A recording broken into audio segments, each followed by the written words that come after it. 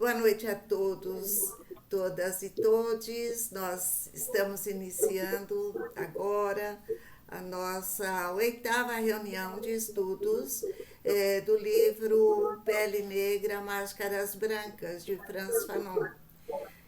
Hoje nós vamos ter a apresentação, a exposição do professor Aldo dos Santos, né? Depois ele faz a sua apresentação e ele vai apresentar, vai trazer para nós então o texto do livro A Guisa de Conclusão, do Frantz Fanon, né? Então, eu vou passar a palavra para que ele faça a sua apresentação. Já dei início à exposição, né, do capítulo, tá bom? E depois, sim, depois nós abrimos as pessoas que tiverem contribuições, que quiserem colocar também as suas percepções do que foi discutido aqui, quiser acrescentar, vão ficar muito à vontade. Nós esperamos não ultrapassar o limite de horário, que é 21h30, no máximo, né? O objetivo é não tornar o vídeo muito longo, também cansativo, né? Para que as pessoas vejam a gravação no total, né?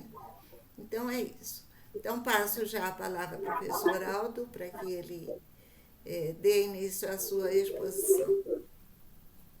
Ok, muito obrigado, Neuza.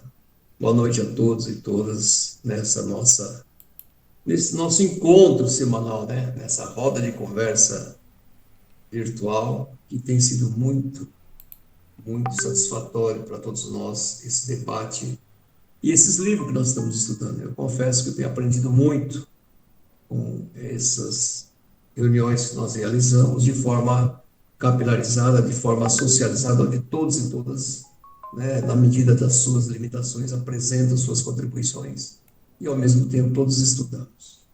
Eu fiz um levantamento dessa oitava reunião, isso é da conclusão, ou seja, a maneira de concluir, a forma de concluir, o modo de concluir, Fanon,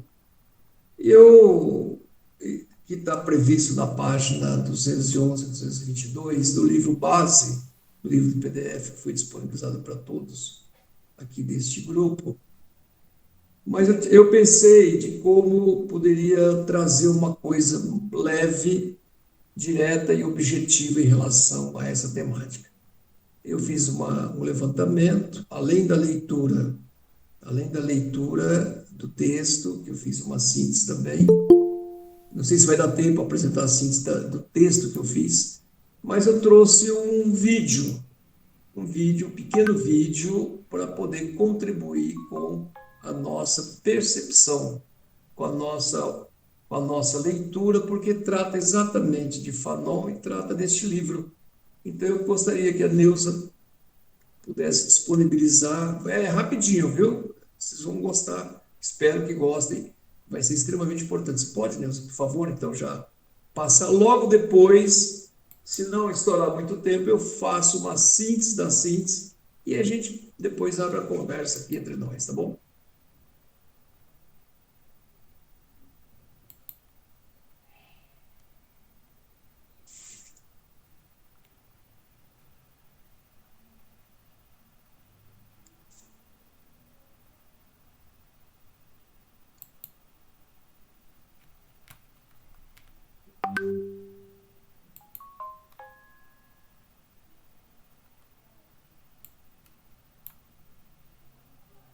Para o Fanon, portanto, não basta mudar a minha visão de mundo para que eu deixe de ser alienado. Eu preciso mudar o mundo. Porque para ele a luta não é só uma luta de ideias, é uma luta prática.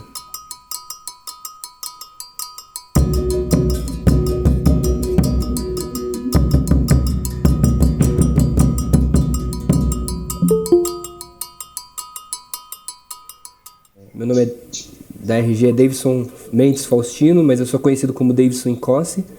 E sou doutor em Sociologia, trabalho com formação de professor para educação das relações étnico-raciais, saúde da população negra, hip hop, cultura negra, essas coisas. Bom, e pesquiso o Fanon, pesquisei o Fanon no doutorado, mas comecei a pesquisar ele mais por causa da militância, assim, do que por conta da faculdade. Depois acabei juntando as coisas. O Fanon, ele nasceu na Martinica. A Martinica é uma ilha bem pequenininha no Caribe, e aquela região há muito tempo foi dominada pela França, né? É dominada pela França, e era considerado parte da França. E as pessoas, o Fanon ele vem de uma família de classe média, e as pessoas da Martinica, dessa ilha, elas aprendiam que elas eram francesas. E o Fanon, inclusive, ele cresceu aprendendo na escola, pelos pais dele, que ele era francês. E aí é interessante a história dele, porque quando ele vai para a França, quando ele sai da ilha e vai para o continente francês, ele percebe que para os franceses ele não era francês. Para os brancos franceses, ele não era tão francês assim, ou ele não era francês, ele era martiniquenho. Isso causa um choque nele, assim, que vai acompanhar, causa um estranhamento que vai acompanhar muitas das reflexões dele, né? O que é ser francês, ou do ponto de vista da França, ser francês é algo universal? O que é ser universal? Qual é o critério para ser francês? E aí ele vai dizer, o critério é ser branco. Ele estuda psiquiatria, e lá na França ele vai ter contato, em Lyon, no interior da França, ele vai ter contato com o existencialismo, com o marxismo, com a esquerda francesa. E aí ele escreveu o TCC dele, na época ele chamou de Ensaios sobre a Alienação do Negro. E aí quando ele mostrou para o orientador dele o TCC, o cara falou, não, você tá maluco, isso aqui não dá, tá muito ruim, tá muito apaixonado, tá muito... não tá objetivo, tem que fazer outra coisa. E aí não aprovou o TCC dele, e ele teve que fazer outro texto rapidinho. Em 2 semanas ele fez um outro texto bem positivista. E aí depois ele se forma, ele aprova o texto com distinção. E esse texto que foi rejeitado, ele pega o texto 1 ano depois, procura um editor e edita o texto, e o texto é nada mais nada menos que o Peles Negras, Máscaras Brancas, o texto rejeitado. Mas é interessante pensar que o texto que a faculdade não quis virou um dos livros mais importantes sobre o debate do racismo. E depois que ele se forma, ele vai trabalhar na Argélia. E aí, a partir daí, toda a trajetória intelectual dele vai ser marcada pela participação dele nos movimentos de libertação nacional lá da Argélia. Acho que um primeiro ponto, assim, para entrar no pensamento do Fanon, para quem já leu ou quando se fala do Fanon, é que o Fanon ele fala de um processo que ele nomeia como alienação colonial. A alienação para ele é a impossibilidade da gente se constituir enquanto sujeito da nossa história. Então, se eu estou numa relação social onde eu não tenho as possibilidades para me constituir como sujeito, eu estou numa situação alienada, mesmo que eu tenha consciência de tudo que está acontecendo, saiba quem são os inimigos, etc. Né? Para o Fanon, portanto, não basta mudar a minha visão de mundo para que eu deixe de ser alienado. Eu preciso mudar o mundo, não só a visão sobre ele. Então esse é um ponto importante que vai determinar todas as propostas que ele vai fazer em relação à luta. Porque para ele a luta não é só uma luta de ideias, é uma luta prática. Tanto que ele vai se engajar no movimento de libertação nacional do continente africano, e vai pegar em armas e vai pro arrebento, literalmente, assim. Então ele vai sempre pensar a alienação nessa relação, subjetivo e objetivo. Tanto que esse quadrinho é bem interessante, assim, porque tá uns meninos jogando bola, aí vem os gambé, e aí tem um menino que coloca a máscara branca para escapar da batida policial. Mas esse cara que às vezes tem que vestir essa máscara branca, e a máscara a gente pode pensar do ponto de vista do teatro mesmo, assim, das várias máscaras que eu preciso usar ao longo da minha vida para poder ser aceito pelo outro. Só que eu estou na sociedade em que a regra de humanidade é branca. Então o tempo inteiro, se eu não me porto como branco, eu não vou passar no crivo, não vou conseguir atravessar as barreiras que a sociedade põe. Isso significa que toda vez que eu tento ser aceito como humano, eu me deparo com a barreira da cor. Então muitas vezes usar a máscara branca é uma estratégia de sobrevivência. Só que isso tem consequências, tanto concretas, objetivas, quanto subjetivas. E aí ele vai explorar bastante essas consequências subjetivas. Embora o ser humano seja razão e emoção, tudo isso compõe o que é o ser humano, a sociedade ocidental ela costuma, segundo Fanon, separar razão e emoção como coisas distintas. Mas mais do que isso, ao dizer o que é ser humano, a sociedade ocidental ela tende a dizer que o ser humano é a razão. E a emoção ela coloca lá no campo da natureza como algo que inclusive precisa ser controlado ou que ameaça a razão. Se a gente pensar no iluminismo, lá no século XVIII, quando a Europa está discutindo o que é o ser humano, já tem quase 200 anos, 300 anos de escravidão. E é interessante porque no iluminismo, quando os iluministas vão dizer o que é o humano, ele vai, além dele falar dele mesmo, quando os europeus estão falando do que é ser humano, eles estão falando deles. Então, uma primeira questão é que os europeus são narcisistas para o Fanon, porque a definição deles de humano, na verdade, é uma definição de uma parte dos humanos, no caso a Europa. Mas ao definir essa humanidade, que não é humanidade, ele fragmenta de novo. Ele diz que a humanidade é a razão, é civilização, é tecnologia, é cultura, é religião, é Estado, isso que compõe o que há de mais desenvolvido na humanidade. Mas e o corpo? O corpo é algo que a gente tem que dominar. Só que, ao mesmo tempo, na medida que o europeu define o branco como critério de humano, fica uma pergunta: e quem não é branco? Se o branco é a expressão do que é humano, quem não é branco não é tão humano assim. Para me humanizar, eu preciso embranquecer. E é só a gente olhar para a escola, por exemplo. Se a gente tem uma cultura toda corporal, uma cultura que tem vários outros elementos que não só a razão separada da emoção, por exemplo. Isso está presente no nosso dia a dia, no passinho do funk, está presente no samba. Na escola é o lugar onde eu vou. Espera-se que a escola adestre meu corpo o suficiente para que eu porte determinadas características que remetem a um determinado ideal de civilização. Não outro ideal de civilização, você está ligado, mano? Então, quanto mais branco, mais humano, de acordo com esse mito que a própria sociedade europeia cria. O Fanon ele faz uma pergunta no começo do Peles Negras, que é: o que quer o homem negro? E ele responde: ele quer ser humano. Mas ser humano é ser branco. Então, é branco que eu vou tentar ser. Por onde eu conseguir, de todas as formas. Do comportamento, a roupa, ao jeito de organizar a linguagem na hora de apresentar uma palestra, até nas minhas escolhas afetivas sexuais. Aí eu queria convidar vocês para ler um trecho do Peles Negras, que é bastante indigesto, assim, mas é que é interessante para pensar a ideia que ele está tendo desse sofrimento psíquico. Ele vai dizer: da parte mais negra da minha alma, através das zonas de meia tinta, me vem esse desejo repentino de ser branco. Não quero ser reconhecido como negro, e sim como branco. Ora, e nisto há um reconhecimento que o Hegel não descreveu. O Hegel é um filósofo que fala sobre o reconhecimento. Quem pode me proporcionar esse reconhecimento, senão a mulher branca? Amando-me, ela me prova que sou digno de um amor branco. Sou amado como um branco. Sou um branco. Seu amor abre-me o ilustre corredor que conduz à plenitude. Quando a branca me ama, esposo a cultura branca. A beleza branca, a brancura branca. Nestes seios brancos que minhas mãos, onipresentes, acariciam, é da civilização branca, da dignidade branca que me aproprio. Então ele vai estar dizendo que tem algo que iguala homens e mulheres negros em relação a esse tema, que é a busca por esse outro é mediada pelo racismo e num lugar em que o branco é tratado como sinônimo de humanidade. Então esse negro vai tentar ser branco. O exemplo intersexual é um possível, mas vai tentar ser branco em todos os aspectos. Na literatura, vai tentar ser branco nos hábitos, em tudo que ele puder. Só que tem um limite. Embora ele queira ser branco, ele continua sendo visto como preto. Mesmo que ele acredite que ele é branco, ele continua sendo visto como preto. E aí, o resultado disso aí pega o Racionais, né?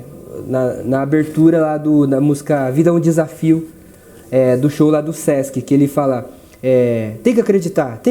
Desde pequena mãe da gente fala: filho, por você ser preto, você tem que ser 2 vezes melhor. Aí passado alguns anos eu pensei: como fazer 2 vezes melhor se você está pelo menos 100 vezes atrasado?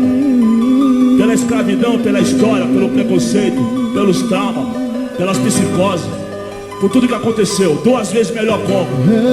Ou melhora, ou ser o melhor, ou é o pior de uma vez. Sempre foi assim.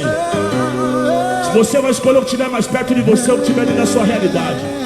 Você vai ser 2 vezes melhor como? Quem inventou isso aí? Quem foi o pilantra que inventou isso aí?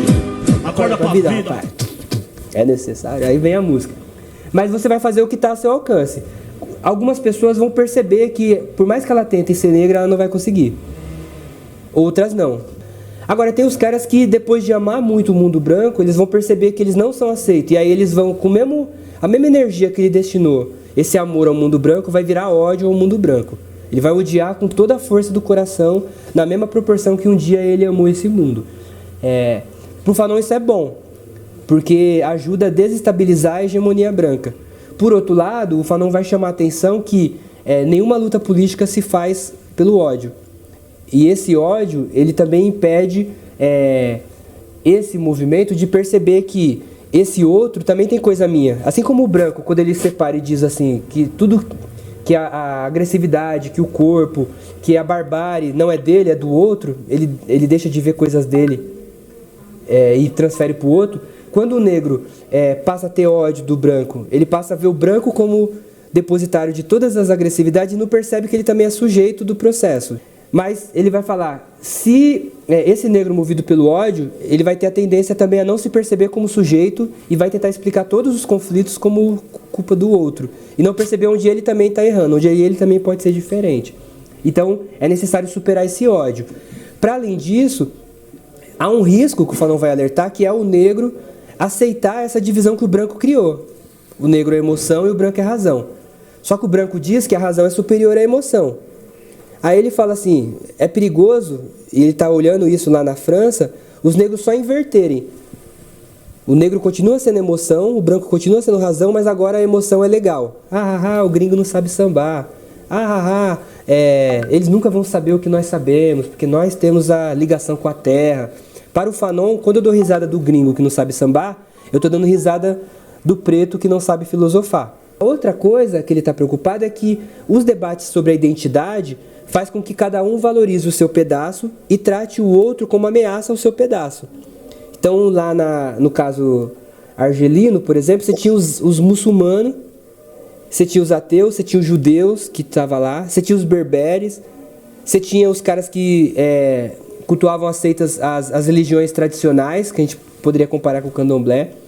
E havia os setores que queriam fazer uma luta para defender a religião, já que o francês detonava a religião. Para o Fanon, a luta passava pela proteção da religião, mas ela não poderia ser uma luta religiosa, não poderia ser uma luta identitária, ou a identidade não poderia ser vista como algo essencial, porque qual era o risco? Era que mesmo depois que expulsasse os franceses, a luta desembocasse numa disputa sobre qual religião vai dominar, e as pessoas vão se matar. Então, para o Fanon, repito e paro aqui, a luta não é pela preservação da cultura, a luta é pela libertação do ser humano e pela possibilidade do ser humano, inclusive, ressignificar essa cultura.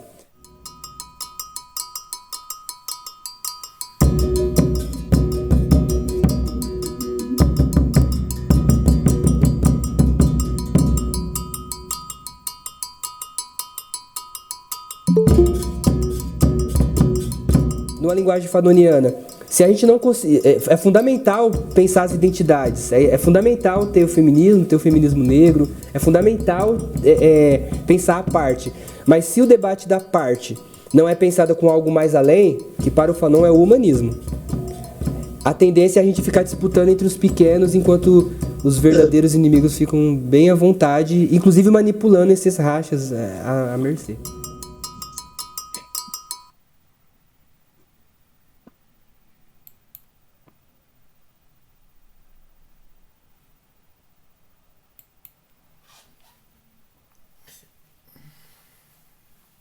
É isso, Aldo, o microfone. Isso, obrigado. Certamente, várias pessoas já conhecem esse vídeo, mas eu achei que era importante porque ele é um resumo e trata diretamente do livro que nós estamos estudando. E só para já antecipar para vocês, o Davidson, esse professor, vai estar segunda-feira que vem. Ele tem 4 livros publicados sobre o Fanon. Ele vai estar aqui nesse mesmo horário, num pingado filosófico. Eu acabei de confirmar com ele que agora, que estava em greve lá na USP, ele acertou de que vai estar segunda-feira que vem aqui falando do Fanon, e também já deixou uma lição. Falou, Aldo, se eu deixar um texto para as pessoas que estão participando, para eles lerem.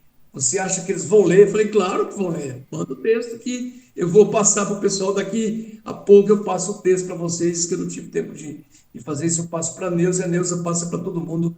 É um texto extremamente importante do Fanon e Hegel. É um debate que ele está fazendo, mas ele vai falar da vida dele, dos livros dele, vai falar do que ele é um dos mais profundos estudiosos do Fanon que nós temos aqui no Brasil, tá bom?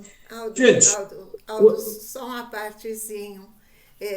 O PDF que nós estamos estudando, que eu publiquei lá para o pessoal acompanhar, o pós-fácil dessa edição é escrito pelo Davidson Faustino.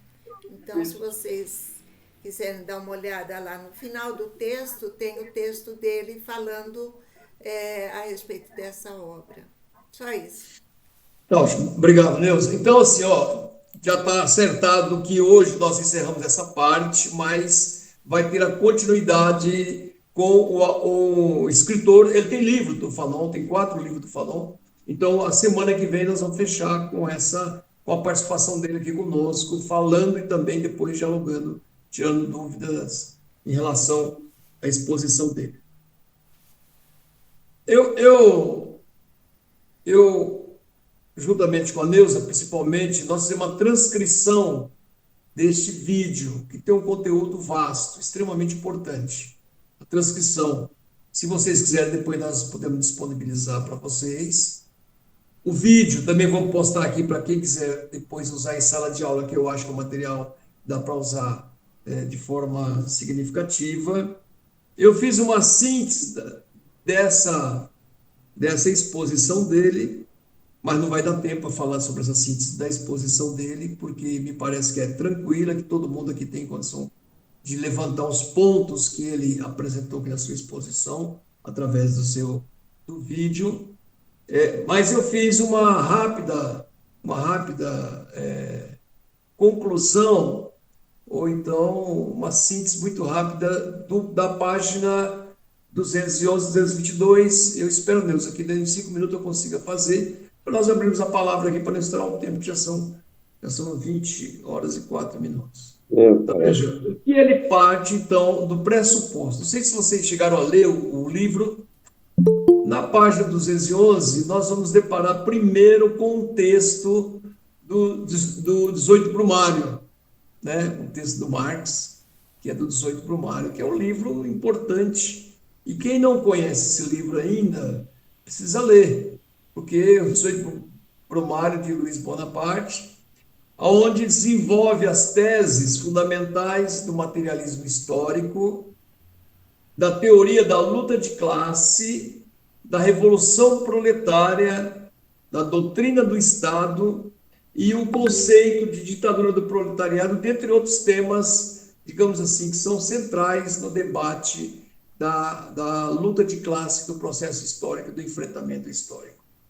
E eles estão preocupados em estabelecer uma revolução que para eles significa a desalienação, que ele vai tratar nesse livro, que é fundamental esse processo de desalienação. Não sei se vocês leram o texto, eu não vou ler porque nós estamos com um tempo difícil, assim, mas ele começa dizendo o seguinte: não é do passado, mas unicamente do futuro, que a revolução social do século XIX pode colher a sua poesia.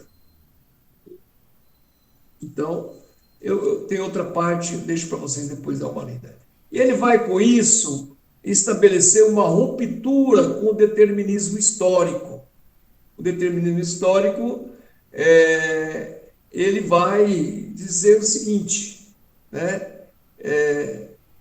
O autor recusa a ideia de que o negro deve guiar-se por suas ações presentes e o seu destino com base em resgatar um passado perdido ou vingar o século de escravidão.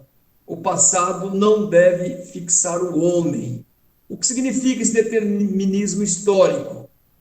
É um conceito em filosofia, né, que a história se baseia na ideia de que todo evento tem causas anteriores. E a história tem o determinismo filosófico, tem o determinismo geográfico, tem Hegel com seu determinismo, enfim, então ele vai trabalhar com vários elementos e ele vai se colocar de forma objetiva contra essa questão do determinismo.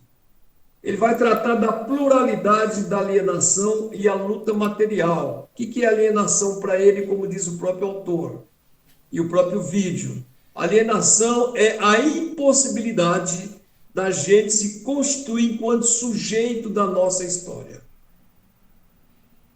Quando você admite a impossibilidade, não se vê quanto agente desse processo, você fica fora, você fica alienado desse processo concreto de mudança e transformação. Portanto, como diz o próprio texto, não basta mudar, e o próprio vídeo também colocou isso, não basta mudar a minha visão de mundo para que eu deixe de ser alienado. Eu preciso mudar o mundo. Não só a visão sobre ele. E é esse ponto importante que vai determinar todas as propostas que ele vai fazer em relação à luta. Porque para ele, a luta não é só uma luta de ideias, é uma luta prática. É a luta prática, é a luta concreta. Tanto que ele vai se engajar no movimento de libertação nacional do continente africano e vai até as últimas consequências. Para isso, ele pega em armas para poder tentar lutar contra o estado de profunda alienação e de dominação e colonização daquele povo. Alienação, ele vai tratar em 2 pontos: alienação intelectual versus alienação material. Fanon diferencia o negro burguês / intelectual, cuja alienação é a ordem cultural e psicológica, buscando se branquear através da cultura europeia, e do operário camponês negro, cuja alienação é a exploração material diária. O primado da ação sobre a teoria, ou seja, a primazia, o que vem em primeiro lugar. Para o trabalhador explorado nos canaviais ou nos portos, a luta contra a miséria e a fome não nasce de manuais marxistas ou idealistas, mas sim da pura necessidade existencial de combater a exploração. Eles já habitam o presente, ou seja, esses espoliados, esses que depois ele vai tratar no outro livro, Os Condenados da Terra, eles já estão presentes nessa relação. Eles não vão se moldar ou depender tão somente das análises feitas nas academias ou então feitas por pessoas que estão preocupadas muito mais com o universal a partir do mundo europeu. E para ele, então, a crítica ao passado, a farsa do mundo negro, a inutilidade existencial da arqueologia cultural. Fanon afirma que provar a existência de uma grande civilização negra no século XV ou encontrar carta entre os filósofos negros e Platão não altera a realidade material e desumana das crianças que trabalham hoje nos canaviais da Martinica. Recusa do ressentimento e da reparação retroativa. O homem de cor não tem o dever de cobrar do branco de hoje os crimes dos traficantes de escravos do século XVIII. Fanon rejeita a cristalização da culpa do branco e do papel de vítima eterna do negro. Aí ele avança. A universalização da condição humana. O negro e o branco não existem. Ambas as categorias são, olha que negócio importante, ambas as categorias são construções históricas e neuróticas. Históricas e neuróticas. O branco contemporâneo está preso à mistificação da sua suposta superioridade, enquanto o negro está aprisionado na tentativa de alcançar a existência branca. Ambos precisam se desalienar. Solidariedade universal para Fanon, ele assume para si toda a história do mundo. Ele vai historicizar. A guerra do Peloponeso, a revolta de Santo Domingos lhe pertence igualmente, mas ele se solidariza com qualquer ser humano, em qualquer tempo, e não a escravidão do seu semelhante. O exemplo dos combatentes vietnamitas ilustra a luta contra a opressão. É feita em nome do presente e do futuro, não do passado. Aí ele avança dizendo que o ciclo da liberdade e a conclusão existencialista. O homem, com seu próprio fundamento, influenciado pelo existencialismo de Sartre, Fanon defende que o verdadeiro salto revolucionário consiste em introduzir a invenção na existência. O homem não é prisioneiro da história. Ele se cria incessantemente através da ação. O mundo do você, o objetivo final da desalienação é a criação de um mundo genuinamente humano, onde a comunicação autêntica seja possível, superando as barreiras de superioridade e inferioridade. Trata-se de tocar o outro. E a prece final, a obra encerra com o apelo à abertura da consciência e ao questionamento perpétuo. O meu corpo sempre de mim um homem que questiona.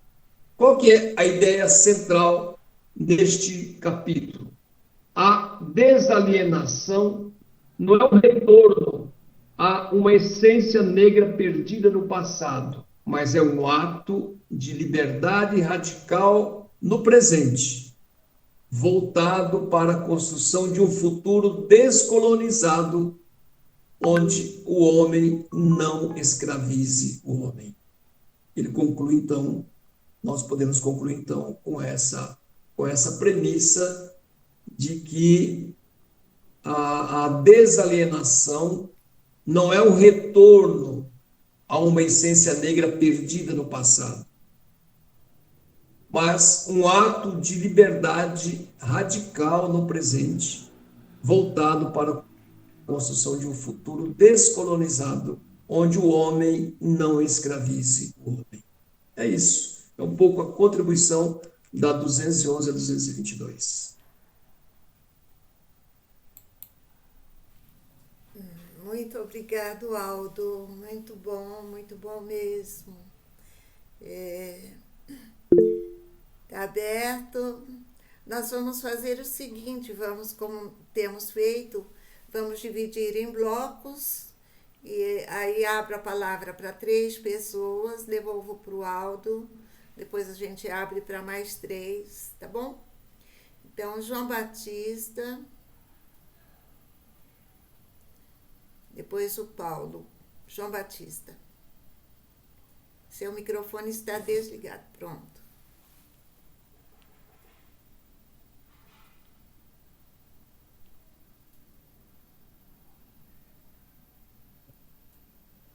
Não estamos te ouvindo, João Batista.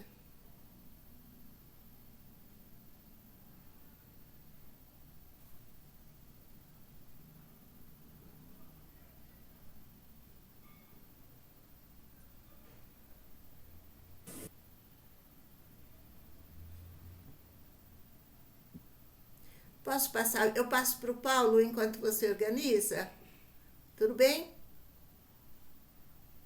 Paulo, então depois eu devolvo para o João. Ok, todo mundo me ouvindo? Sim? Eu queria fazer um comentário, mais do ponto de vista histórico, né?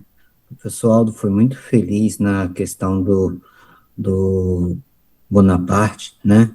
E, assim, eu quero fazer um comentário histórico, não no sentido de refutação, mas no sentido de acrescentar mesmo essa questão, porque esse Luiz Bonaparte, ele era um parente de Napoleão, né?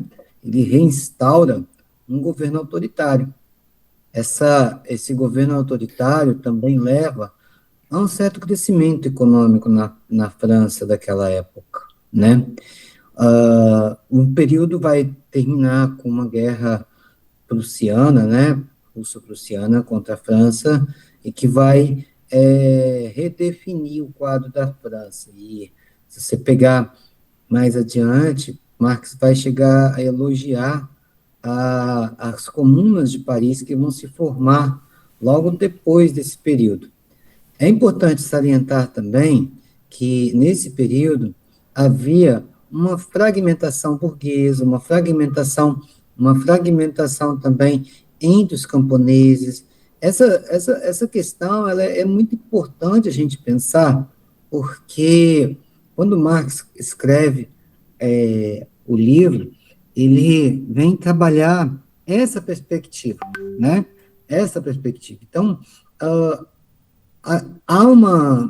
não é à toa que o livro é lançado, ele é colocado dentro de uma perspectiva em que há um contexto histórico dentro da França para garantir essa crítica que Marx faz ao governo autoritário de Luiz Bonaparte, né, que vai tentar reerguer uma França sob uma perspectiva imperialista, mas que não, ao contrário seu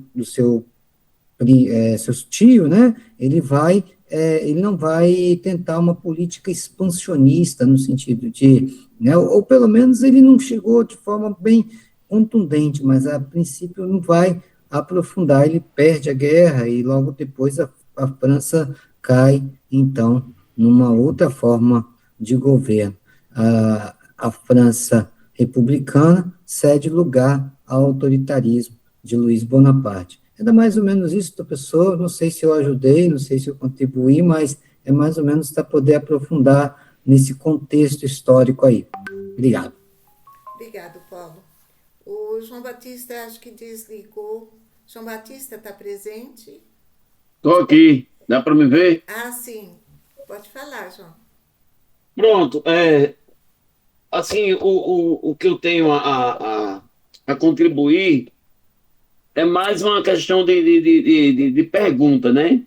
É, o Aldo fala da questão da desalienação, mas eu quero perguntar para ele é, o que ele acha o que ele pensa também, o que ele acha quando essa questão da alienação provocada pelo europeu no negro, no sentido de despojar a raça negra, povo negro, você não acha que essa questão dessa desalienação que o Fanon fala no contexto em que ele disse ali da França, do seu povo, do seu tempo, ela, ela não está presente hoje apenas não só apenas na questão da denúncia do racismo de cor, mas ela também pode ser vista, tipo assim, na negação dos escritos intelectuais de alguns negros na história da nossa educação e também na questão da própria universidade que muitas das vezes, não é toda vez, eu não posso dizer agora de maneira generalizada, que hoje, em algumas universidades, já temos leituras, grupos de estudo, né, baseado na nossa história, na história negra, mas há muita coisa a ser descoberto. Esse processo de alienação ainda existe hoje, e a questão também dos falantes não restar apenas ser negro, mas sim desapropriar-se dessa alienação intelectual criada pela burguesia, né? Quando ele diz isso lá nas primeiras páginas aí do final da conclusão, eu acho interessante, né? O que você acha dessa questão de lutar, né? Dessa luta pela desalienação e a denúncia dessa alienação hoje, se está presente, se Fanon pode ser como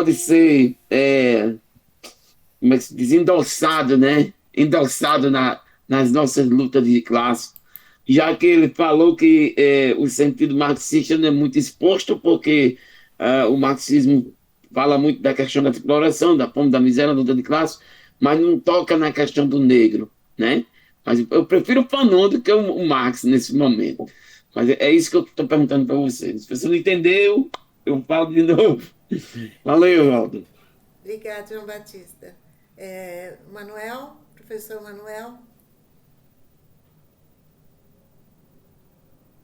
Boa noite a todos e a todas.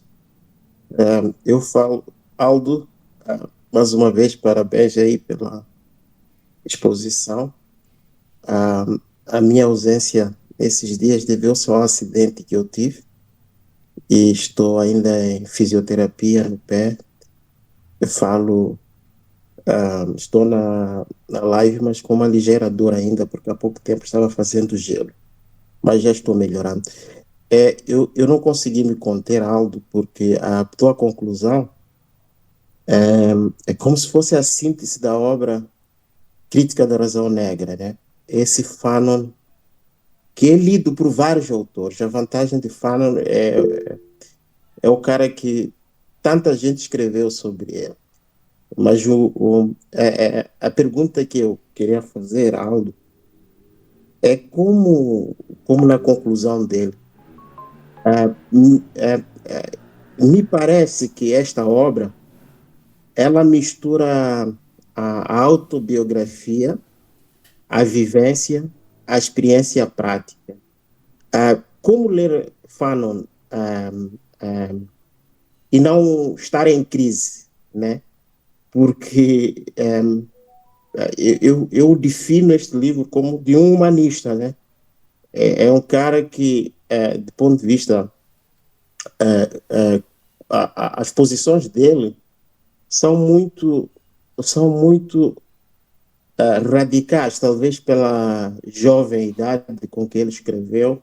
Então, a minha pergunta é exatamente essa: como ler Fanon e não estar em crise e não se perguntar e não se questionar, porque há uma relação de uma vivência prática, mas também há uma crise. Há momentos em que ele fala na primeira pessoa, mesmo não se interlaçando. É mais ou menos nesse sentido aí, e isso aponta mais ou menos no sentido de dois pontos que tu falaste. Além do determinismo pelo qual ele apela, e uma das coisas é o próprio anacronismo, né?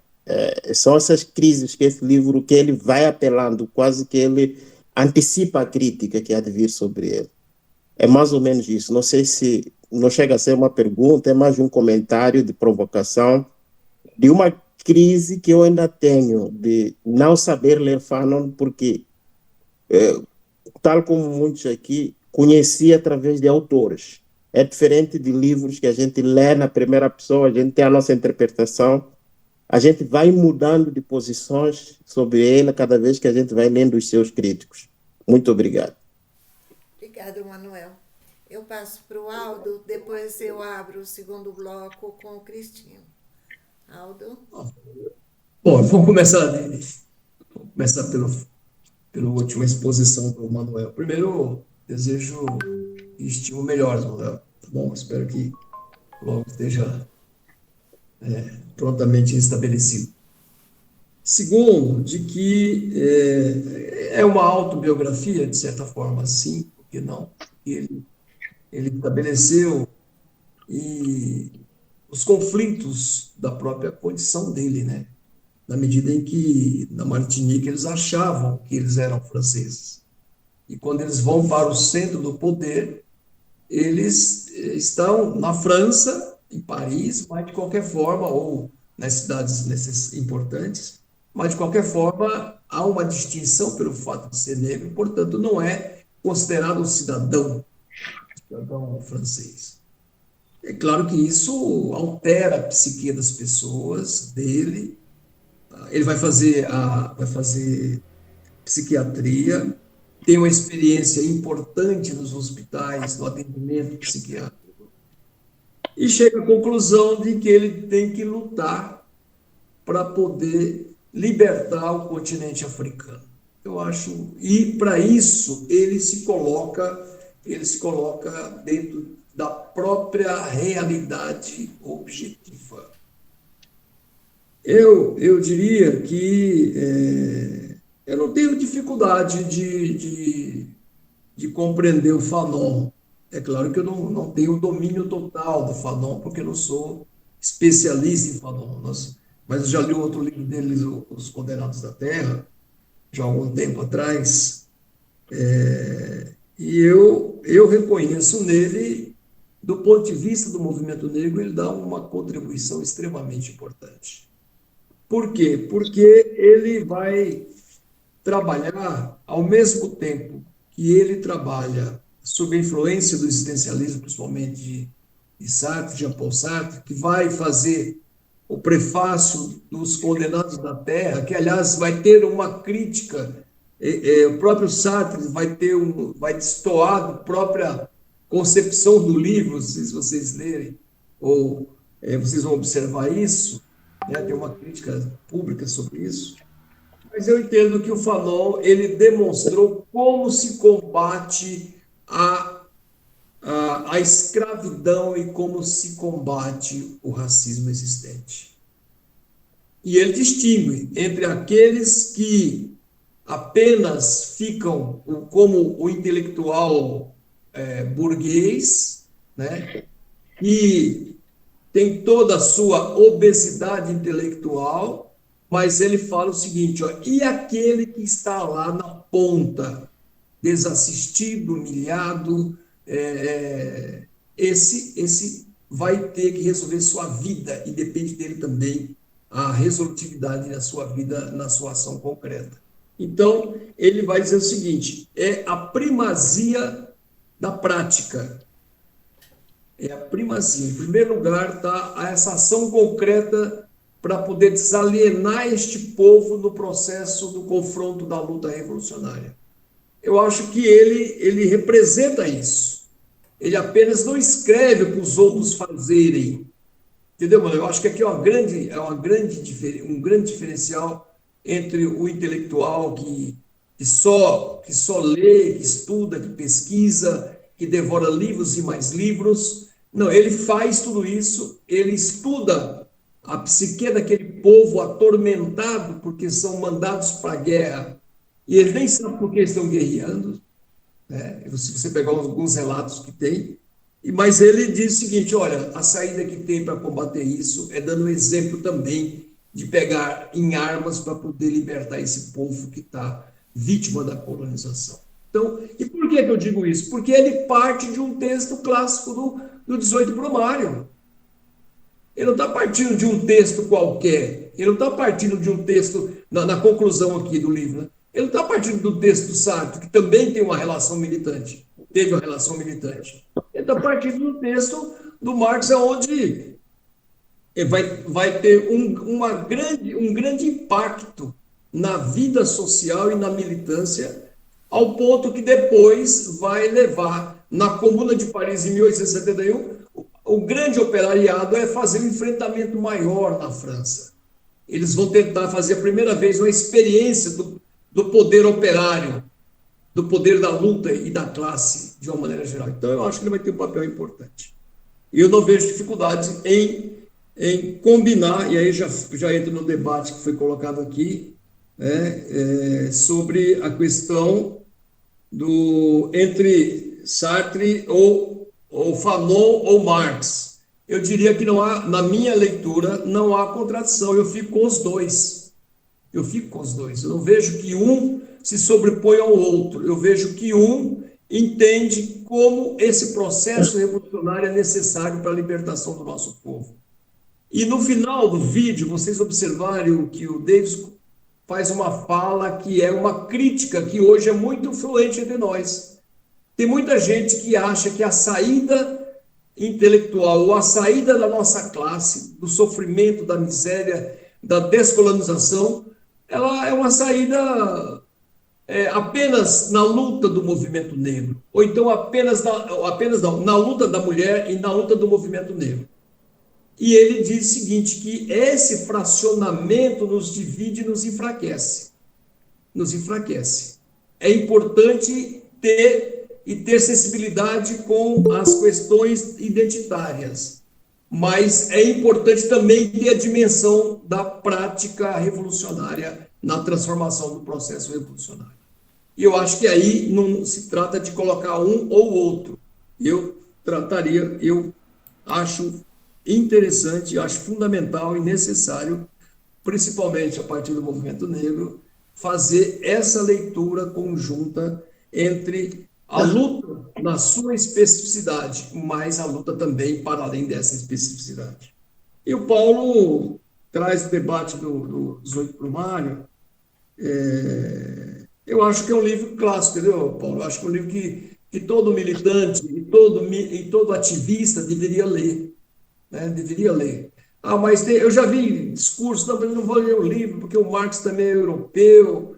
Olha, gente, é verdade, mas isso não significa que ele não faz o recorte de classe e que ele, inclusive, apresenta, do ponto de vista da sua metodologia, né, ele apresenta uma nova leitura da humanidade, não numa perspectiva cronológica, mas numa perspectiva epistemológica, aonde o que determina a vida das pessoas na sociedade não é a vontade, não é a cultura, não é a religião, mas são os modos de produção e a forma como as pessoas se organizam e vivem em sociedade. Então, eu entendo que o 18 Brumário é um balanço importante. Depois nós vamos ter já esse balanço importante na ação prática da Comuna de Paris, onde os operários iniciam, digamos assim, a sua primeira experiência de um poder operário. Claro que foi massacrado, ao final nós sabemos, a Comuna de Paris no final foi um massacre violento. E por último, depois você tem, já na Revolução de 17, uma experiência mais ampliada da tomada do poder lá na União Soviética. Enfim, e as lutas continuam em várias partes do mundo nessa dimensão, nessa perspectiva de enfrentamento, de transformação social.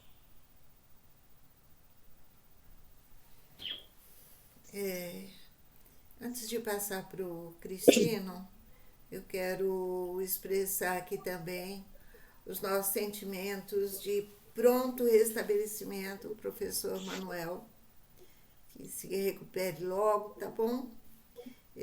Cristino, depois a Ana Cláudia. Boa noite a todos. Posso, né, Dixon? Uma palavra-chave que me destacou nesse capítulo, e principalmente na fala do professor aí, que esboçou muito bem e, sobretudo, representou dentro de uma imagem que nos chama a atenção de forma categórica, até mesmo nos incomoda muito. Traz um incômodo muito grande a máscara branca para poder fugir das nossas seguranças públicas, quase que essa máscara branca ainda é cotidianamente utilizada dentro das nossas queridas periferias, sobretudo, claro que nos grandes centros também, mas muito mais nas nossas periferias. Vou fazer um destaque que me incomodou muito, 100 e poucos mortos na chacina do estado do Rio de Janeiro. Isso me traz arrepios muito grandes. Foi dentro de uma periferia. Sim, se eram criminosos, se não eram, isso aí não vem ao caso. Eram seres humanos que, de uma certa forma, sofreram refúgio da escravidão, ou seja, de uma abolição da escravidão em 1888, aí, qual nós todos sabemos historicamente. Mas o que eu queria mais destacar nessa minha colocação é que um país como o Brasil, que 55% a 60% da sua população é de caráter negro. Logo em seguida, nós vimos que desses 55% a 60% de sua população ainda vive nas margens das senzalas dos cômodos improvisados nas periferias. E vivendo dentro dessas senzalas, dentro desse desconforto humano, até mesmo nos bancos de praças, entre outros lugares, nas cadeias, ou seja, e nós vimos, aí eu já vou complementando, ou seja, minha breve reflexão em cima desse capítulo e, sobretudo, em cima da fala, bom esboço aí do professor.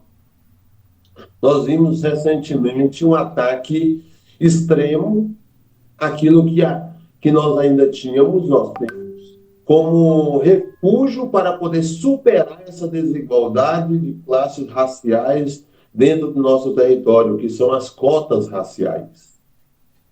Nós vimos aí o estado de Santa Catarina querendo exterminar um dos únicos refúgios que a classe racial negra tem para poder se inserir dentro de uma sociedade democrática, que não precisa nem fazer levantamentos aí de quando surgiu as cotas raciais no Rio de Janeiro e logo Alagoas, e assim ganhou o cenário nacional, graças, que bom que ganhou. Eu gostaria, agora eu jogo como diz, a batata quente para o professor, que gostaria muito de ouvir dele de forma prática qual seria se teria mais algum meio eficaz para a gente poder trabalhar politicamente, que tudo recai sobre a política, não tem outro meio, para poder superar essa desigualdade dentro do meio qual nós vivemos.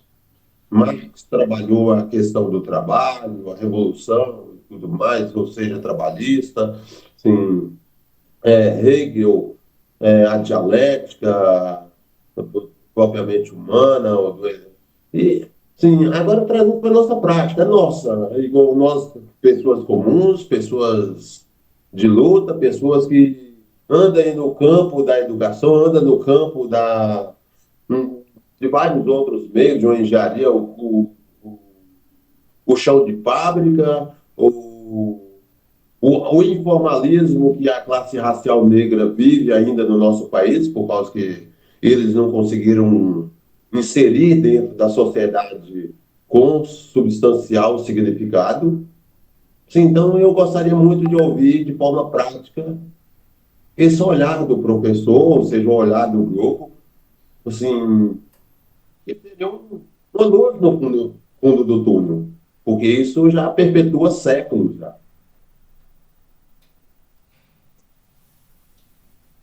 Mas obrigado. Muito obrigado. Obrigado, Cristino. Antes de passar para a professora Ana Cláudia, lembrar a todos que assinem a lista de presença que está no chat, tá bom? Ana? Neuza, ainda dá tempo de se inscrever? Desculpa aí. Por favor, Ângela. Então Levanta a mãozinha, Ângela, para eu não te perder aqui. Então vou por essa mãozinha. Tá bom, eu te passo a palavra depois da Ana, pode deixar. Boa noite, pessoal. Boa noite, professor Aldo. Parabéns pela exposição. Fanon, para mim, sempre é uma grande surpresa. Cada vez que eu leio, e que eu amplio as leituras das obras dele, eu vou refletindo outras coisas, né? Eu compreendo que Fanon, em Peles Negras, Máscaras Brancas, ele vai dar um pontapé inicial, uma série de reflexões que ele vai fazer e que ele vai ampliando em suas outras obras, né? Ele vai numa crescente. E quando ele fala em revolução, ele vai nos ajudar a entender o que é essa revolução que ele fala no livro da Revolução Argelina. Eu não lembro se é o ano 5, ano 6 da Revolução Argelina, em que ele vai, então, apresentar o que ele compreende ser uma revolução contra o modelo colonial. E não só, a gente sabe que o modelo colonial é que faz surgir o capitalismo, né? O capitalismo não surge antes, ele é uma consequência desse modelo colonial. E aí, lá naquele livro, professor Aldo, tem uma questão que para mim é muito cara. Ele vai mostrar na Revolução Argelina o papel das mulheres, né? Como quando França invade Argélia, coloniza Argélia, a primeira ação desse governo, desse colonizador, era tirar o véu das mulheres argelinas, porque eles consideravam que o véu, para a mulher argelina, era um modelo de violência, né? Então, eles fazem essa retirada extremamente violenta. Olha, a partir de hoje, vocês não usam mais o véu, sem consultar as mulheres, sem ouvi-las, e também pensando a partir do que mulheres europeias consideram certo e errado. Então, eu invado a terra do outro, levo aquilo que eu considero certo, e a violência começa aí, né? E aí está o grande erro do governo francês, terem desconsiderado as mulheres na luta, né? O governo argelino, ele vai exercer uma série de repressões contra os homens, mas eles consideram as mulheres o ponto neutro, um ponto fraco, né? E aí eu acho que é muito interessante para a gente entender o que é identidade, né, que Fanon está nos provocando a pensar. Esse modelo que que não está dado, mas está em acontecimento, né? Então, essas mulheres, elas não são, elas estão sendo, né, movidas pelo movimento de uma revolução. E elas se tornam, então, durante a revolução, o grande ponto-chave. Elas levavam dentro das suas vestimentas armas, elas levavam bilhetes, elas agiram como agentes revolucionários invisíveis. E o grande ponto das mulheres foi retomar o véu. O véu é nosso, o véu faz parte de quem nós estamos sendo nesse momento. Então, se nós, porque nós temos o véu, né? É isso que nos torna argelinas. Então, eu acho que esse movimento fala do que é ser revolucionário, né? Mesmo na invisibilidade, no movimento de não estar sendo percebido, nós podemos fazer a diferença em vários lugares, mas valorizando aquilo que nós temos como nosso, né? Referente àquilo que nós trazemos como identidade. Nós estamos nesse movimento, mas nós temos aquilo que nos aterra, né? Que nos dá chão. Não sei, eu queria ouvir do senhor, professor, se o senhor acha que a minha análise está coerente, não, se é uma questão que nós temos que considerar, né, esse lugar também da invisibilidade como um ponto revolucionário, sabe, como eu posso usar dessa não percepção da minha existência como motriz para ser revolucionário. Obrigado, Ana. Eu vou devolver a Ângela. Ângela, por favor. Bem rapidinho, boa noite, boa noite. Sem muitas delongas, eu queria colocar um ponto aí que o professor fala, e ao mesmo tempo, assim, a Ana fez uma fala bem que é um pouquinho do que eu estava pensando. Esse papel das mulheres, né? E as mulheres, elas são invisíveis, né, dentro de um olhar, ao mesmo tempo são elas que fazem a luta visível também. Elas fazem as coisas acontecerem, se modificando em prol dessa sociedade. E aí eu me preocupo um pouquinho com essa questão da. Nós vivemos uma luta de classe, né? Mas dentro dessa luta de classe, primeiro que os homens aí vem os homens brancos. E segundo, que as mulheres negras nem aparecem nessa luta de classe. Né? E aí discute-se bastante essa questão do identitarismo, mas eu acho que a gente tem que refletir bastante, não só Fanon, mas especificamente qual é o papel das mulheres, né? Qual é o papel das mulheres negras nessa luta de classe? Porque ela não é considerada, ela não é vista, mas nós mulheres fazemos a total diferença. E aí, para os estudiosos, né, discussão de Marx, Fanon e outros, é porque nós vivemos um passado de invisibilidade, hoje a gente continua fazendo muito, mas aonde querem nos colocar é sempre numa gavetinha. Então, eu acho que essa luta de classe, ela tem que ser uma luta de classe, de gênero e de raça, porque senão nós sempre ficamos à deriva e fazemos as coisas acontecer. Para mim é uma incoerência, mas... E aí eu queria que o professor falasse um pouquinho sobre isso, apesar que eu já ouvi a sua fala, mas é isso, essa é a minha contribuição. Obrigada. Obrigado, Ângela, obrigada, Ana, obrigada ao Cristino. Eu vou devolver para o professor Aldo para ele fazer os comentários dele. E nas falas do professor Aldo, quem quiser ainda se colocar, levante a mão, tá bom? Para abrir depois um terceiro bloco. Então, professor Aldo.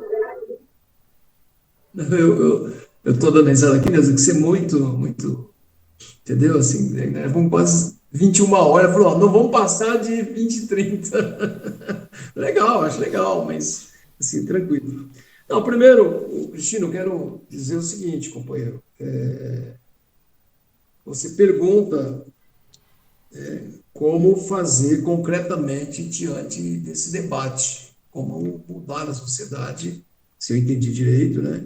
Como superar as desigualdades. Você coloca isso aqui, como superar as dificuldades. A desigualdade, enfim, como fazer isso. Primeiro que isso não tem uma receita, não tem uma receita a priori, não tem uma receita a priori. O que nós temos são clássicos da nossa luta histórica, e esses clássicos, nos seus momentos históricos, refletiram e muitos colocaram na prática o fruto daquela reflexão que, para o bem ou para o mal, foi uma experiência histórica extremamente importante. Então, acho que esse é o primeiro ponto. Mas eu não abriria mão que, nos dias de hoje, de continuarmos tendo por base as reflexões também desses lutadores e revolucionários clássicos que, ao longo da história, tiveram e ainda continuam tendo um papel fundamental no processo do conhecimento humano. Fundamental. Se você não sabe para onde quer ir, você não vai chegar em lugar nenhum. Então, você tem que partir daquilo que, e aí não é contraditório com o Fanon, mas aquilo que faz parte do nosso arcabouço histórico. Eu diria o seguinte, eu acho que o primeiro momento é tomar consciência de que nós precisamos buscar um espaço para desalienação. Nós precisamos tomar isso como um elemento central. Porque o autor, e aqui eu estou dando mais a opinião do autor, não a minha, porque a minha eu posso até, mas nós estamos discutindo o Fanon, alienação para o Fanon é fundamental fixar isso. É a impossibilidade da gente se constituir enquanto sujeito da nossa história. Você não se vê como alguém nesse processo de transformação dessa história, ele diz que você está alienado.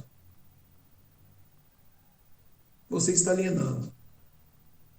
E isso é grave, né? Pega o debate e a conjuntura política mundial hoje. Os países, a cada dia que passa, a extrema-direita avançando, conquistando os países, e se você pegar aqui na América, só tem um pouco de vermelho o Brasil. E o Brasil ainda não é totalmente vermelho. Grande parte dele, quase que 50%, também já está nessa lógica de um processo que... O que você pode dizer de uma pessoa que vê seu líder dizendo que tem que parar de mimimi, que é um bando de marica diante da morte de 700 mil pessoas? O que você pode dizer que uma pessoa dessa está desalienada? Essa pessoa não tem consciência de classe, está numa profunda alienação, num profundo processo de alienação. E a religião tem um papel muito determinante nesse processo. Basta você pegar aí na internet, tem. Hoje tem mais igrejas abertas do que escolas e tudo que você imaginar do ponto de vista da formação.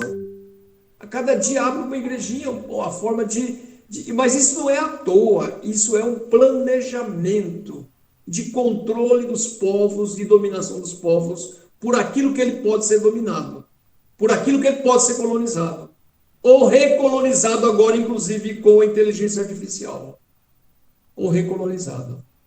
Então, enquanto nós estamos brigando muitas vezes entre nós, a extrema-direita, seus quadros políticos, seus filósofos, seus necrofilósofos, ou filósofos da morte, estão trabalhando dia e noite, ganhando altos salários, sem ética, sem nenhuma preocupação com o humano. Então, assim, gente, eu estou com o Fanon. O que ele vai dizer? O primado da ação sobre a teoria. Não é a teoria sobre a ação. O primeiro lugar vem a ação sobre a teoria. Ou seja, é o fazer com, o saber fazer com. E aqui, Cristina, a minha opinião é o seguinte: você precisa parar com esse negócio aqui, não me meto em política. Quem fala que não se mete em política é um alienado. Eu não gosto de política, tu tá alienado, meu compadre. Acorda. Não me envolvo com política, que só tem sujeira. Então vá lá para poder limpar esse troço e não fique de longe só jogando pedra. É alienado. As mulheres, felizmente hoje, o protagonismo das mulheres é fantástico, tem crescido muito, viu, Ângela? Tem crescido muito. Aqui, grande parte das companheiras aqui, debatendo em alto nível. Agora, se elas não estão participando da vida política, eu duvido, mas certamente estão. Certamente estão. Se não estão partido político, porque o que muda as coisas da sociedade não é a sociedade de amigo de bairro, não é a igreja que eu disputo a vaga no parlamento, não é no partido político. Mas qual política que eu vou? Não sei. Eu, por exemplo, estou no PSOL. É o partido dos meus sonhos? Estrategicamente, não. Porque vou dizer um negócio para isso aqui muito abertamente, eu sou partidário da luta revolucionária. E aqui não é bravata, não. Aqui é profunda sensibilidade com o nosso povo esmagado, historicamente esmagado. Eu não estou olhando para esse povo do meu lugar social. Eu estou olhando para esse povo da leitura social que eu tenho desse processo histórico. E aí eu me revolto como o Fanon. E o Fanon faz uma revolução. Ele não está nem falando do Marx, está dizendo do humanismo. onde o branco e o negro têm que se dar as mãos, tem que se desalienarem os dois. Ele faz o debate colocando isso aqui no texto. O branco está alienado também, ele chama até que, né, os europeus, enfim, ele taxa os europeus do ponto de vista patológico, lá, do ponto de vista... enfim, ele é corajoso. Você imagina isso para uma pessoa vivendo numa condição que achava que era um cidadão francês, de repente se vê como um... faz um texto, esse texto não pode ser aprovado, mas ele dá um nó e faz um para poder aprovar e depois publica. E é um grande livro. E ele também não foi só a escrita do grande livro, ele vai para a ação de via de fato. Eu não acho possível o partido político ter um papel fundamental, ter um papel de ajudar o povo a refletir. Mas olha, eu estou de barba branca, achando que os partidos iam resolver tudo. Não vai resolver, porque muitos que estão lá também eles introjetam o valor da classe dominante e passa muitas vezes, até mesmo enquanto esquerda, a projetar uma sociedade que é a expressão da sua vontade e não da vontade coletiva. Eu sou daqueles que não vejo saída para a classe trabalhadora mundial, a não ser o processo efetivo do enfrentamento da luta revolucionária. Não vejo. Eu peço desculpa aos que têm outra leitura, mas eu tenho essa leitura. Eu tenho essa leitura do migrante expulso do Ceará com 4 meses de idade, da fome, da miséria, do sofrimento, e até hoje nós estamos ainda lutando, né? Todo mundo sabe que estou aqui, fui condenado como vereador, depois perdi o direito político por 5 anos, e hoje sou obrigado por ter sido solidário com o movimento social que fez uma ocupação aqui em São Bernardo do Campo, com 10 mil pessoas em 2003, do MTST. Eu estou condenado a pagar 2 milhões hoje, eu não tenho dinheiro para pagar isso. E mesmo que tivesse, eu não pagava, porque o crime que eu fiz foi ser solidário com velhos, crianças e mulheres com febre, doente no acampamento, e eu disse para como o carro oficial entrar lá, leva esse povo para o hospital para atendê-los. Esse foi o crime que eu cometi. Portanto, eu não cometi crime, se tivesse como pagar, não pagaria. Vou morrer com esse processo nas costas, mas de cabeça erguida e dizendo que não vão parar a nossa luta. Que não vão parar a nossa luta. Então, eu acho extremamente importante. Eu acho, Ana, que você está correta. Nós não estamos aqui fazendo uma luta de negligenciar o papel da religião. Não queremos fazer um debate, queremos ter aliados no processo histórico. Que as mulheres, de fato, elas exerciam um papel importante, inclusive na luta revolucionária, ajudando a levar. Aliás, tem filme sobre isso, legal, né? Aliás, tem um filme do Fanon agora também aí na praça, viu? Vamos tentar ver se a gente assiste aí. Levar, né, nas burcas, escondida ali e tal, umas arminhas para poder ajudar no processo revolucionário. Que coisa fantástica! Você quer um compromisso de vida maior do que esse? Qual o papel e quem me dá o direito de dizer que essas companheiras não são revolucionárias e não colocar a vida dela a serviço de uma causa maior? Quem pode dizer isso? Quem vai dizer isso são os franceses, porque eles vão dizer isso. Né? Eles vão dizer isso. Então, assim, eu acho o papel extremamente importante. Agora, Ângela, minha querida companheira, eu acho que as mulheres é um processo lento, histórico, é um processo lento. Eu, quando eu cheguei em 85, dando aula aqui no ABC, a gente não tinha, eu falava das lutas das mulheres porque não tinha companheiras mulheres que falavam das suas lutas, porque não tinha formação, não tinha um processo de participação. Né? Hoje, por exemplo, se eu falar, eu já levo um pito, falo, opa, seu lugar de fala não é aqui, e não acho que, aqui é o debate do lugar de fala, é outro debate, mas eu acho que está certo mesmo, elas que têm que ser porta-voz dessa narrativa, tá certo? E hoje nós temos aqui mulheres, encontros e mais encontros. Aliás, a Neuza teve sexta ou sábado, numa reunião na POS Central, centenas de mulheres dizendo o seguinte: olha, o Tarcísio é inimigo das mulheres porque ele tem levado uma política de exclusão e de morte precoce do nosso povo. Na saúde, na privatização da educação, na Sabesp, em todos os lugares. Então, assim, eu concordo contigo, viu, Ângela? Nós temos que juntar essas coisas. É a luta de classe, que significa gênero e raça. E me situo no campo da esquerda, tá certo? E, pelo menos, tento, né? E eu vejo que temos esse processo da luta identitária também é uma divisão interna no movimento hoje. E já vieram falar para mim, você está atrasado, você está achando que a luta dos negros é importante, a luta das mulheres é importante. Eu falei, só não acho que é importante, e eu acho que é determinante. Porque a luta da sua especificidade, ela é tão importante porque o grito da mulher contra o feminicídio, contra a exclusão, contra os espancamentos, é o grito da nossa classe. O grito do negro escravizado é um trovão que até hoje repercute nos nossos negros que também são discriminados e nossas companheiras que são duplamente ou triplamente discriminadas na sociedade. Mas é o mesmo grito da classe. Então, se eu não entender de que esse é um grito nosso, que tem um lado e que precisa também, na sociedade, galgar espaço para suas representações, eu estou negando esse processo histórico. Eu acho que quanto mais mulheres mobilizadas, negras ou não negras, quanto mais companheiros, quanto mais, enfim, mais organizado nas demandas específicas, mais a consciência de classe avança, mais a consciência coletiva avança, porque nós queremos a libertação da mulher, não só do ponto de vista do racismo, porque o Malcolm X dizia, não existe capitalismo sem escravidão, sem racismo, né? E não tem.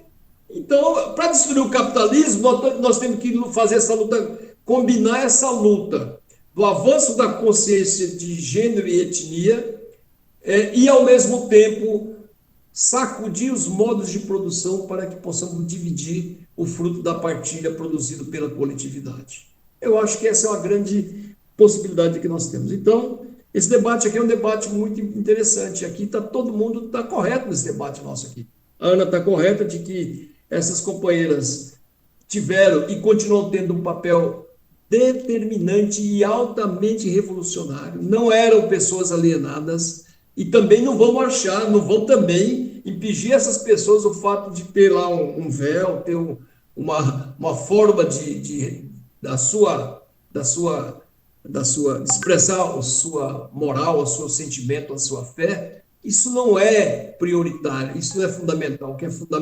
O que é fundamental é que a condição dela é a condição também que está na luta pela libertação do nosso povo. Então, há que se respeitar profundamente as diferenças do ponto de vista da matriz ideológica e também da matriz religiosa e da cultura desse povo também. É isso. Nós temos só o Rosalvo se inscreveu, então eu vou passar para ele, mas antes de passar para o Rosalvo, na fala do professor Aldo, agora eu lembrei, e acho que já posso anunciar também, né, que tem um livro que está para sair aí, um livro escrito a 4 mãos, e o professor Aldo vai entender por que eu estou falando desse livro, Até que o John Chegue, é o título do livro. É um recorte, é um episódio na luta do professor Aldo, que ele fez, né, relatou esse episódio, e nós juntos, né, transformamos esse livro, a partir da ideia dele, numa peça de teatro.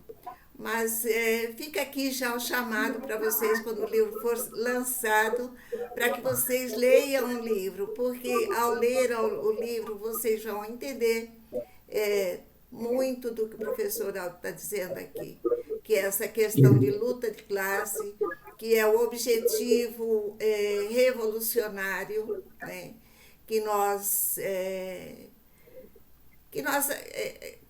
trouxemos para a nossa vida.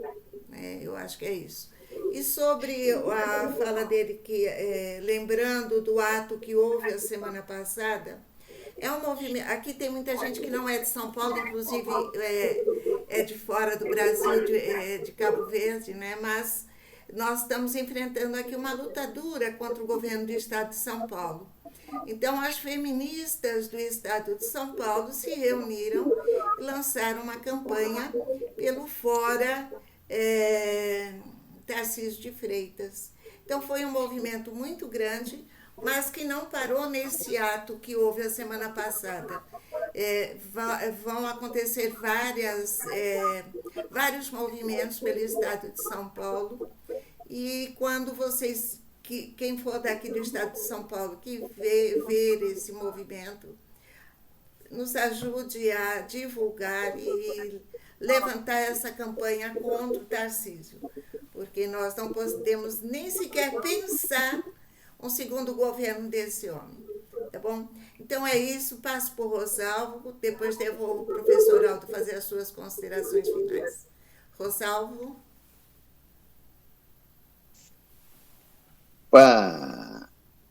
Boa noite, todas e todos.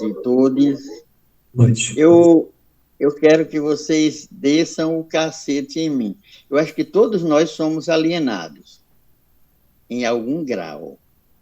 Deve ter vários níveis de alienação. O que a gente tenta, possivelmente, é se libertar dessa alienação, não é?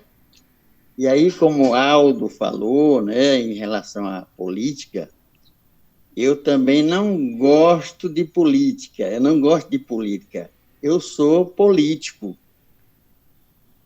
E, inclusive, com a pré-candidatura a deputado federal no estado de Pernambuco. Quero depois que cada um de vocês mande um áudio, olha, vamos votar em Rosalvo, aí, em Pernambuco, para que a gente possa fortalecer a educação, a filosofia. E interessante é que a gente, todo debate que a gente faz, basicamente a gente vai na mesma direção, por ângulos diferentes, né, pontos de vistas diferentes, mas parece-me que chegando no mesmo ponto, que é a alienação, a concentração, a exclusão, né, a discriminação, seja racial, social, né, a depredação ambiental. Então, assim, é tudo um processo de exploração econômica, política, cultural, e lógico que a gente vê o seguinte: a religião aliena, em menor escala, talvez, a teologia da libertação, no caso da Igreja Católica, alguns segmentos, mas todas elas e todos os métodos têm um processo de alienação. A gente ainda não chegou num processo freiriano de fazer política e de fazer as nossas ações, seja nos movimentos, seja na sala de aula, nas nossas atividades no dia a dia. E aí a gente pergunta, por que nós, seres humanos, somos tão desumanos, né? Será que é simplesmente por causa do excedente, pela concentração de renda, riqueza? Mas tem várias naturezas, né, que as pessoas...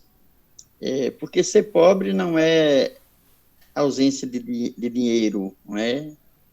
Ser rico também não é concentração de dinheiro. O ser humano está sempre em busca de alguma coisa. Se ele tem muito dinheiro, ele está faltando outras coisas, talvez o próprio amor, né, ao próximo, a empatia. Se você não tem dinheiro, você está em busca do dinheiro porque o sistema nos condicionou a buscar para poder sobreviver. Então, é uma corrida desigual, desumana. Eu participei hoje de um debate sobre o canal do sertão pernambucano. É para tirar água aqui de Casa Nova, já vocês conhecem na música Adeus, remanso, Casa Nova e Centro-Sé. Então, saindo a água de Casa Nova, passando por Petrolina, na área rural, e desembocando para o sertão do Araripe, que é uma área do semiárido mais seco, porque aqui nós temos o nosso belo Rio São Francisco, mas lá não tem. Então, a gente está tirando a água do São Francisco, levando para o Ceará, para Paraíba, e o povo bem pertinho, a 200 quilômetros do Rio São Francisco, não tem água, ainda convive com a seca, com a cerca, e isso tudo traz dificuldades. E a gente está nessa luta do Canal do Sertão, teve uma audiência hoje, eu tive a oportunidade de contribuir com a carta dos sertões, que a gente vai estar encaminhando ao presidente Lula sobre esse canal, mas muita gente, tinha em torno de 200 pessoas participando, mas muitas dessas estão ali pensando no agronegócio, né? E então a gente já chamava a atenção que a gente precisa priorizar os agricultores e as agricultoras, que na sua maioria são negros, né, na área rural, mas a gente tem também alguns trabalhadores e trabalhadoras que me parece que é uma origem mais italiana, em alguns municípios, tipo Dormente, Zafrânio. Mas esse é um processo de construção que alguns estão pensando o quê? Expulsar as pessoas das suas terras para poder implantar o agronegócio. E aí eu já chamava a atenção. A gente precisa priorizar os trabalhadores e as trabalhadoras que vivenciam os processos de seca, que sofrem e que a gente precisa trazer a oportunidade para que eles vivam com dignidade na área rural, sem precisar se deslocar para a área urbana, para as periferias, para disputar, né, a questão econômica, e às vezes com muita dificuldade, com a perca da sua cultura. Então é isso. Esse é um debate que deixa a gente assim, a sempre nos questionar, nos perguntar que tipo de seres humanos nós somos e que tipo de seres humanos nós queremos. Obrigado, Rosalvo. Passo para o professor Aldo. Rosalvo, depende da ótica que você está fazendo uma avaliação, podemos considerar que tem grande parte das pessoas estão alheios, né? Alienados de alguma coisa, de algum conceito, de algum valor. Mas qual partido, se me permita, já que você falou da sua candidatura, que partido que você vai ser candidato? Só rapidinho. É o mesmo seu, viu, pessoal? Não, porque se for da extrema-direita, você não ia ter voto, porque nós não íamos fazer campanha para você, entendeu? Nós estamos bem concretos aqui. Aqui nós não fazemos mediação, aqui nós fazemos consciência efetiva. Então, aqui não estamos aqui para perder tempo, não. Nós estamos aqui para poder dizer aonde que nós nos diferenciamos em relação aos nossos algozes. Tá certo? Então, assim, Aldo, só para concluir, Rosalvo. Só para concluir, nós não termina aqui hoje. Então, assim, eu acho que você não é uma pessoa alienada do ponto de vista político. Então, vamos parar com esse negócio de a gente achar que é sem ser. Você não é, porque senão você estaria do lado daquelas pessoas que batalham contra o seu povo aí no Norte e Nordeste, do seu povo que está com sofrimento. Segunda coisa, nós estamos falando aqui, nós estamos falando de Fanon. Fanon fala de um valor universal a partir do mundo europeu. Esse valor universal tipifica, classifica, atua e diz que o modelo universal de homem é ser branco. Isso para mim não é pouca coisa. Isso para nós não é pouca coisa. E o ser negro não está dentro desse conceito de valor universal. Portanto, é um ser à margem, excluído. Isso é uma violência sem tamanho. Sem tamanho. Então, assim, nós precisamos de aliados nas nossas lutas em que pesa as nossas especificidades. Você pode puxar um pouco mais para lá, ter uma compreensão mais para cá, mas do ponto de vista filosófico, nós precisamos dar um salto de qualidade. e que não é um salto de qualidade metafísico somente, mas tem vários outros elementos que permitem a gente avançar nesse debate, né? Então, eu entendo que o debate do Fanon, nós estamos discutindo o Fanon, é um debate que ele traz para a gente aqui hoje. Quando eu falo da luta revolucionária, companheiros, eu não estou inventando. Esse país vive uma guerra civil. Vocês sabem o que é guerra civil, não sabe? A gente é sensibilizado, mata crianças, e tem que ser mesmo, na faixa de Gaza, que mata o representante do Irã. Mas parece que a gente não sensibiliza com 23 assassinatos diariamente, pobre, preto e periférico do nosso país. Caramba, que troço que é esse? Cadê a nossa revolta sobre... Não é nem revolta, é a emoção. Cadê a nossa razão em nos articular para poder nos contrapor a essa violência que é uma guerra civil estabelecida em nosso país? Entende, gente? Quando nós estamos falando de que algo precisa ser feito participando das eleições, é verdade. Os clássicos, como no Leipzig, nós não podemos virar as costas para os trabalhadores. Mas nós podemos fazer das eleições um momento de politização, um programa de politização, de falar que é preciso dar um passo além do voto, que é voto a cada 2 anos. Eu estou careca, não, estou de barba branca de votar, e o que mudou na minha vida? E o que mudou na vida do meu povo que eu conheço? Um pouco mudou diante daquilo que nós gostaríamos que tivesse mudado. Entendeu? Então eu estou participando da luta política, não vou ser candidato a nada, aliás, você e serei sempre, como todos aqui, candidatos na luta para ajudar a mudar esse país. Nós todos estamos candidatos a isso, né?